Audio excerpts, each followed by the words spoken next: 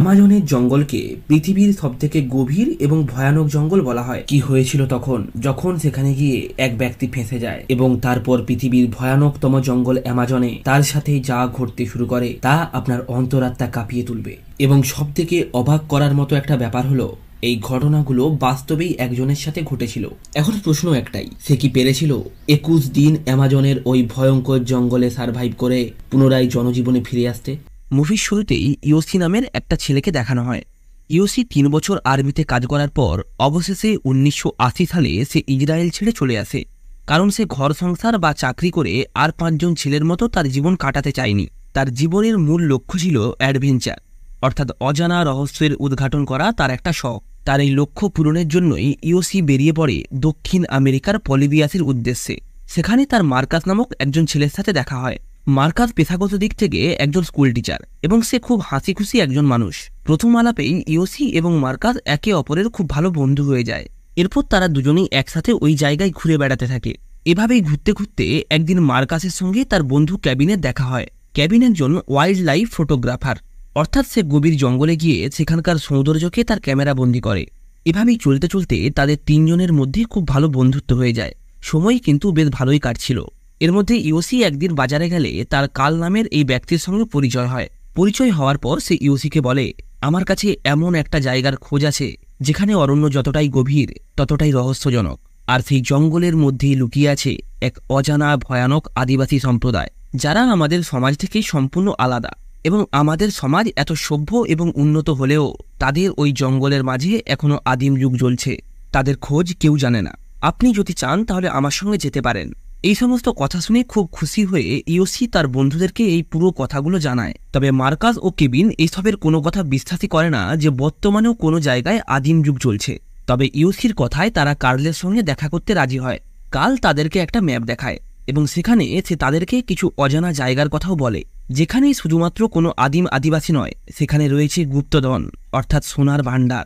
তবে এসব কথা মার্কাস ও কেবিনের তেমন একটা বিশ্বাসযোগ্য বলে মনে হয় না। তাই তাদের মধ্যে 2-1 এই ভয়ঙ্কর ঝুঁকিপূর্ণ জঙ্গলের রাস্তা দিয়ে যেতে আপত্তি করে, কিন্তু শেষ পর্যন্ত সবাই রাজি হয়ে যায়। কাল তাদেরকে বলে, জঙ্গলের সমস্ত খুঁটিনাটি আমি জানি, তাই যে কোনো বিপদ আসলে সেটা আমি সামলে নেব।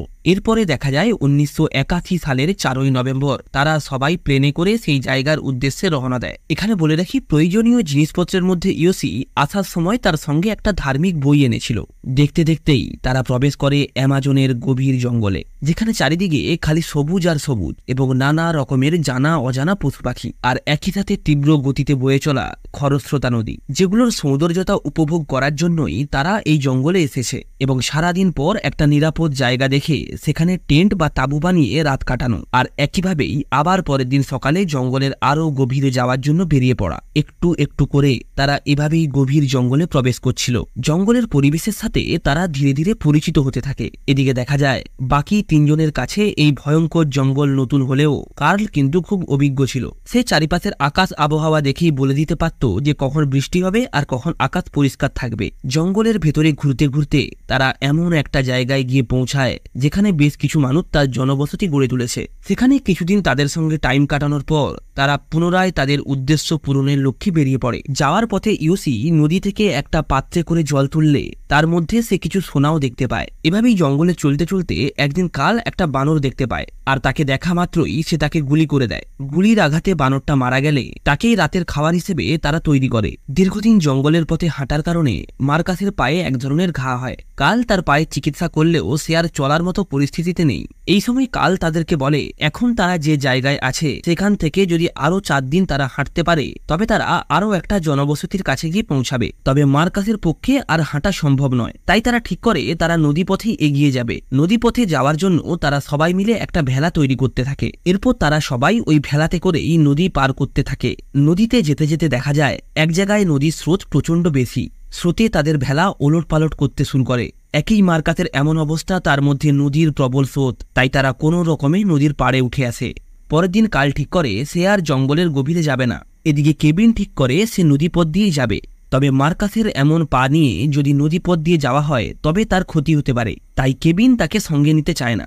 মার্কাস ও কেবিনের সিদ্ধান্তে অসন্তুষ্ট হয়ে ঠিক করে সে কালের সঙ্গে এই জঙ্গল ছেড়ে পুনরায় অ্যাপেলোতে ফিরে যাবে। অর্থাৎ যেখান থেকে তারা যাত্রা শুরু করেছিল সেই জায়গাটার নাম ছিল অ্যাপেলো। এরপর কেবিন ও ইওসি কালের কাছ থেকে নদীপথে যাওয়ার রাস্তাটা জেনে নেয়। তবে কাল তাদেরকে সতর্ক করে বলে এই নদীপথে আর কিছুটা দূর যাওয়ার পরে একটা প্রবল স্রোত আছে, তবে সেটাকেও যদি তোমরা পার করে এগিয়ে যাও তারপরে তোমরা এমন একটা জায়গায় গিয়ে পৌঁছাবে যেখানে ভেলা নিয়ে প্রায় এগোনো অসম্ভব, সুতরাং তোমরা দুজন কিন্তু মৃত্যুর দিকে পা বাড়াচ্ছ। এই বলেই কাল মার্কাসকে সঙ্গে নিয়ে পুনরায় জঙ্গল থেকে ফিরে যায়। এদিকে ইওসি এবং কেবিন দুজনেই পুনরায় নদীপথে যাত্রা শুরু করে। এভাবেই তারা কখনো শান্ত এবং কখনো খরস্রোতা জলপ্রবাহের মধ্য দিয়ে ধীরে ধীরে সামনের দিকে এগিয়ে চলেছে। দীর্ঘদিন এভাবেই নদীতে যাত্রা করতে করতে দেখা যায় একদিন তারা গভীর জলাশয়ে ভাসতে ভাসতে একটা খরস্রোতা জলপ্রবাহের কাছে চলে এসেছে। এটা ছিল সেই জলপ্রবাহ যেটার কথা কাল তাদেরকে বলেছিল। এভাবেই অসতর্কভাবে নিজেদের খেয়ালে ভেলা ভাসাতে ভাসাতে হঠাৎ করেই তারা ওই খরস্রোতা জলপ্রবাহের সামনে পড়ে যায়।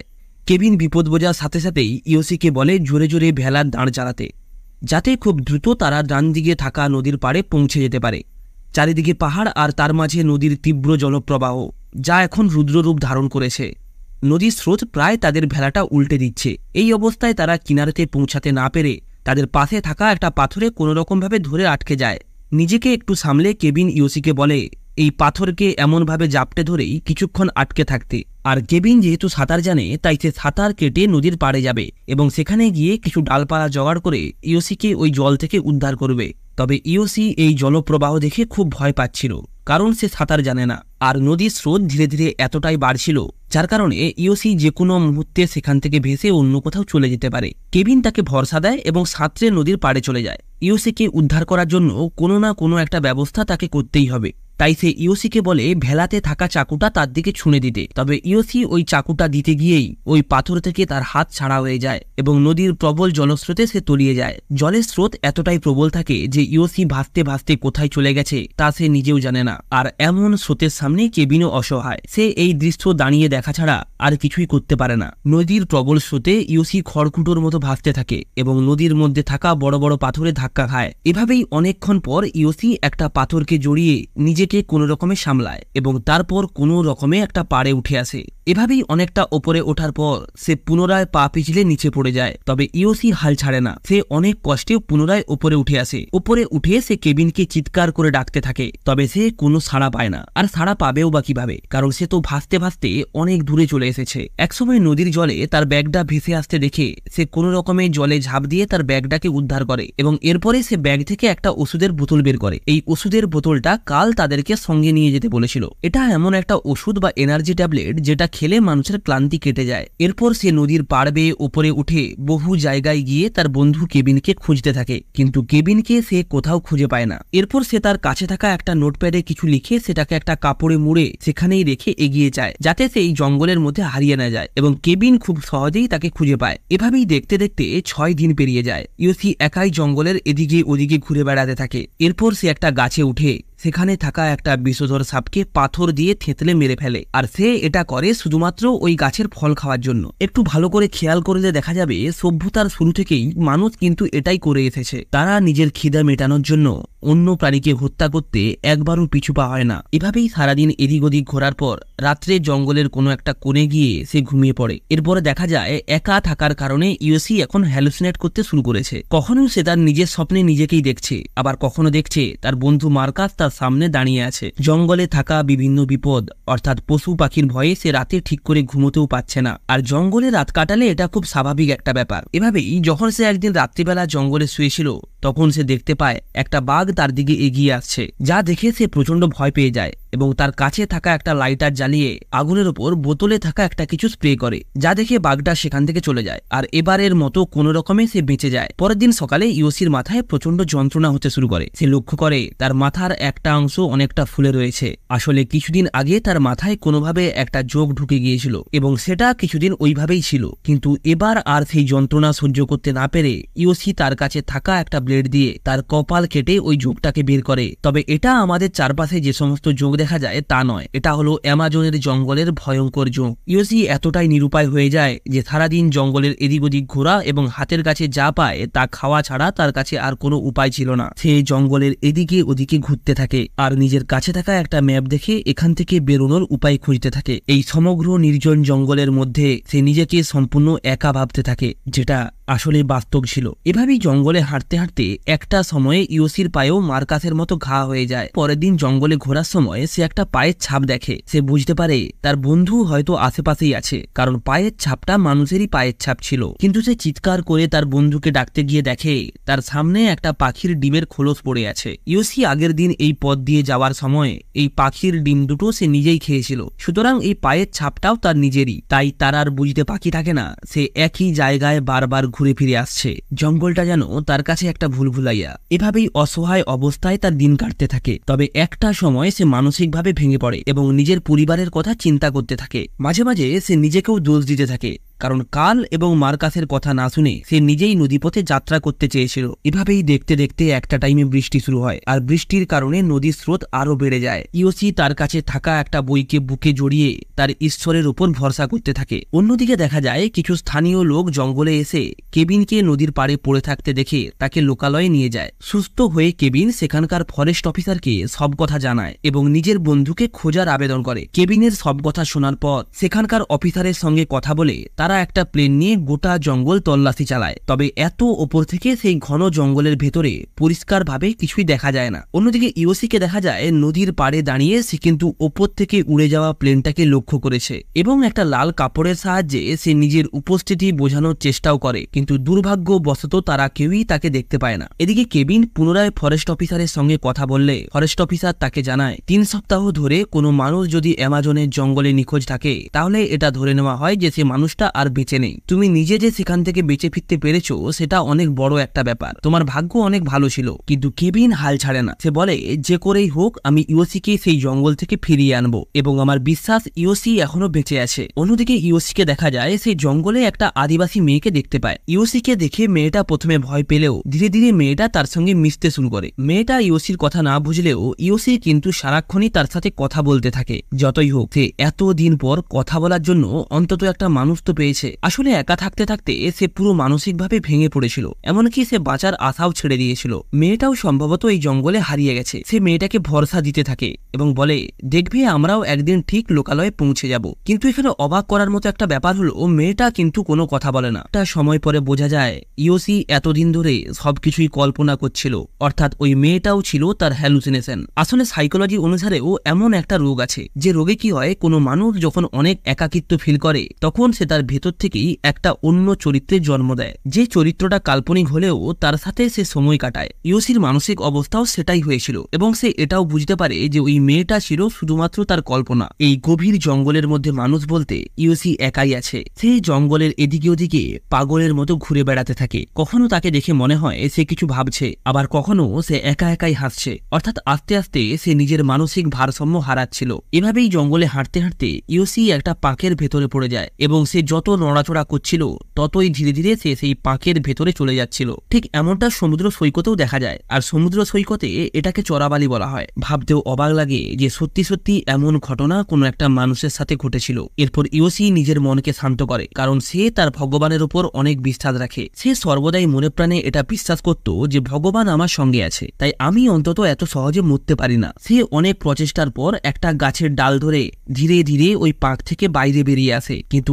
এত দিন ধরে এত কষ্ট সহ্য করার পর এবং ঠিকমতো খাওয়া দাওয়া না হওয়ার কারণে তার শরীরে একটু শক্তি ছিল না, কিন্তু তা সত্ত্বেও সে তার বাঁচার ইচ্ছে ছাড়েনি। সে কোনো রকমে গড়িয়ে গড়িয়ে একটা গাছের কাছে যায়, আর আমরা দেখতে পাই সে গাছের সামনে অজস্র বিষাক্ত পিঁপড়ে ছড়িয়েছিল। ইওসি গাছের ডালে শক্ত করে ধরতেই সেই পিঁপড়েগুলি তাকে কামড়াতে শুরু করে, আর এই অ্যামাজনের জঙ্গলের ভয়ঙ্কর বিষাক্ত পিঁপড়ে তাকে কামড়ানোর কারণে তার যন্ত্রণা আরো অনেক গুণ বেড়ে যায়। তবে একটা ব্যাপার শুনলে একটু অবাক হবেন যে সে নিজে ইচ্ছে করেই ওই পিঁপড়েগুলিকে দিয়ে নিজেকে কামড়ানো করাচ্ছিল, কারণ তার শরীরে শক্তি বলতে কিছুই ছিল না। তাই যাতে ওই পিঁপড়েগুলি তাকে কামড়ালে সে ওই যন্ত্রণার দাপটে সেখান থেকে অনেকটা পথ দৌড়ে পালাতে পারে, তার জন্যই সে এটা করেছিল। এবং এতগুলো পিঁপড়ের কামড় সহ্য করতে না পেরে ইওসি সত্যি সত্যি সেখান থেকে দৌড়তে শুরু করে। সে কল্পনা করতে থাকে তার সমস্ত কাছের মানুষদের, এমনকি জঙ্গলে হ্যালুসিনেট করা সমস্ত দৃশ্য তার কাছে সিনেমার মতো ভাসতে থাকে। তার মনে হচ্ছিল বারবার যেন কেউ তাকে বলছে ইওসি তোমাকে পারতেই হবে, এত সহজে তুমি হার মানতে পারো না। অন্যদিকে দেখা যায় ফরেস্ট অফিসারের কথায় কেবিন একটা মাঝির কাছে যায়। ওই মাঝি জঙ্গল এবং নদী সম্পর্কে খুব ভালোভাবে পরিচিত ছিল। একমাত্র তার পক্ষেই ওই নদী পথে নৌকা চালিয়ে ইওসিকে খোঁজা সম্ভব ছিল। তাই কেবিন ওই নদী দিয়ে তাকে নিয়ে যাওয়ার জন্য অনুরোধ করে। একটু ভাবুন, 17 দিন ধরে একটা মানুষ নিখোঁজ, তাও আবার অ্যামাজনের গভীর জঙ্গলে। এই কথা শোনার পর মাঝি বলে, আপনি কাকে খুঁজতে যাচ্ছেন? আপনার কি মনে হয় সে এখনো বেঁচে আছে? তাই তাকে খুঁজতে গিয়ে কোনো লাভ নেই। কিন্তু কেবিন মনে দৃঢ় বিশ্বাস নিয়ে বলে, আমি জানি আমার বন্ধু ঠিক বেঁচে আছে। সে মাঝিকে বলে, আমি আরেকবার তাকে খোঁজার শেষ চেষ্টা করতে চাই। অবশেষে মাঝি কেবিনের অনুরোধে নদীপথে ইওসিকে খোঁজার জন্য বেরিয়ে পড়ে। এদিকে ইওসিকে দেখা যায় সে নদীর পাড়ে একটা কাঠ দিয়ে ওয়াই বানায়। ওয়াই অর্থাৎ সে নিজের নামের প্রথম অক্ষরটা সেখানে লেখে। অর্থাৎ তাকে খোঁজার জন্য যদি কেউ সেই জঙ্গলে আসে তাহলে ওই ওয়াইটা দেখে সে বুঝতে পারবে যে ইওসি এখানে আছে। এমন সময় ইওসির সামনে একটা কচ্ছপ আসে। তবে ক্লান্ত ক্ষুধার্ত হওয়া সত্ত্বেও ইওসি কিন্তু সেই কচ্ছপটাকে হত্যা করে না, কারণ সে এখন জীবনের মূল্য বুঝতে পেরেছে। সে জানে আঘাত পেলে কতটা কষ্ট হয়। এতদিন জঙ্গলে ভয়ঙ্কর জীবনযুদ্ধ করে সে অন্য প্রাণীদের কষ্ট বুঝতে পেরেছে। এরপর ইওসি আকাশের দিকে তাকিয়ে তার দুটো হাত খুলে ভগবানকে ধন্যবাদ জানায় তাকে এতদিন জীবিত রাখার জন্য। এদিকে দুদিন ধরে নদীপথে ট্রাভেল করার পর কেবিন সেই জায়গায় পৌঁছয় যেখানে ইওসি ওয়াই লিখে রেখেছিল, কিন্তু ইওসিকে সেখানে দেখা যায় না। এরপর মাঝি জানায় এর থেকে গভীর জঙ্গলে যাওয়া সম্ভব নয়, আর সেটা নিরাপদও নয়। তাছাড়া নদীর জলপ্রপাত যেখানে এতটা খরস্রোতা সেখানে তো নৌকো চালানোও সম্ভব নয়। তাই বাধ্য হয়ে এবার তাদেরকে ফিরে যেতে হবে। কেবিন এটা শুনে কিছুটা হতাশ হলেও সে ফিরে যেতে বাধ্য হয়। এরপর যখনই তারা নৌকাটাকে পুনরায় নদীতে নামিয়ে ফিরে যাওয়ার জন্য রওনা দেয়, তাদের কথাগুলো কিছু দূরে শুয়ে থাকা ইওসির কানে পৌঁছয়। ইওসি নিজের সর্বশক্তি দিয়ে কোনো রকমে একটু উঠে দাঁড়ায়, কিন্তু বন্ধুকে জোরে চিৎকার করে ডাক দেওয়ার মতো শক্তি তার শরীরে থাকে না। সে অসহায়ের মতো দূরে দাঁড়িয়ে ফিরে যাওয়া নৌকাটার দিকে দেখতে থাকে। কিন্তু সৌভাগ্যবশতই হোক বা ইওসির কথা মতো ভগবানের কৃপাতেই হোক, কেবিন কিন্তু পেছন ফিরে তাকালে সে দূরে দাঁড়িয়ে থাকা বিধ্বস্ত ইওসিকে দেখে খুব খুশি হয় এবং আনন্দে চিৎকার করে ওঠে। সে দ্রুত নৌকা ঘুরিয়ে তার বন্ধু ইওসির কাছে গিয়ে তাকে জড়িয়ে ধরে কাঁদতে থাকে। ইওসিও কেবিনকে দেখে চোখের জল আটকে রাখতে পারে না। সে কাঁদতে শুরু করে, কারণ এতদিন ধরে কিভাবে জীবনযুদ্ধ করে এই জঙ্গলের মধ্যে সে বেঁচে আছে সেটা একমাত্র সেই জানে। এরপর কেবিন তার বন্ধু ইওসিকে নিয়ে সেখান থেকে ফিরে যায়। 19 দিন এক অসহ্য যন্ত্রণা এবং এক ভয়ঙ্কর লড়াই শেষ করে অবশেষে ইওসি নিজের প্রাণ বাঁচাতে সক্ষম হয়। কেবিন ইওসিকে নিয়ে লোকালয়ে আসে। এমন ভয়ঙ্কর জঙ্গলে এতদিন থাকা সত্ত্বেও কেউ বেঁচে ফিরে এসেছে, এটা শুনে সবাই অবাক হয়ে যায় এবং এই কারণেই সবাই ঈশ্বরকে ধন্যবাদ জানাতে থাকে। এর সাথেই এই অসাধারণ মুভিটা এখানেই শেষ হয়।